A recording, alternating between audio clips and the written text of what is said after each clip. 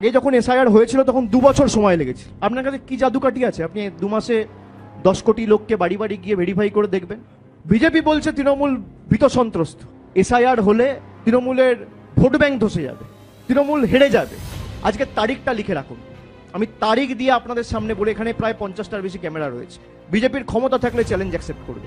আপনি এসআইআর কত ক্ষমতা আছে আপনি করুন, আর আমরাও আপনাকে চ্যালেঞ্জ করছি, একটা লোকের যদি নাম বৈধ ভোটারের বাদ যায়, বাংলার ক্ষমতা কি দিল্লিতে 2023 সালের অক্টোবর মাসের ট্রেলার দেখিয়েছিল। আগামী দিনে আপনাদের পুরো সিনেমাটা দেখাবো। বাংলা, গুজরাট, মধ্যপ্রদেশ এক না।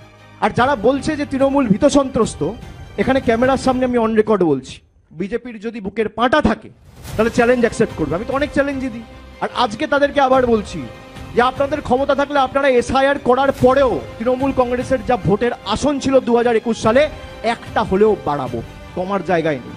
আর বিজেপিকে 50-এ নামাবো। ক্ষমতা থাকলে চ্যালেঞ্জ অ্যাকসেপ্ট করুন। আর যদি আপনারা এসআইআর করেও গোহারা হারেন, তাহলে বিজেপির নেতারা অন্তত পক্ষে একটা আন্ডারটেকিং দিয়ে বা বাংলার সংবাদ মাধ্যমকে ডেকে সাংবাদিক বন্ধুদের সাক্ষী রেখে বাংলার 10 কোটি মানুষের সামনে বলুক যে আমরা যদি 2026-এ হারি আর তৃণমূলের আসন সংখ্যা একটা হলেও বাড়ে, আমরা 1 সপ্তাহের মধ্যে 2 লক্ষ কোটি টাকা বকেয়া ছেড়ে দেবো। না হলে আপনারা যা বলবেন আমি তাই করব। আমার ওপেন চ্যালেঞ্জ বিজেপির নেতাদের কাছে, অ্যাকসেপ্ট করুন।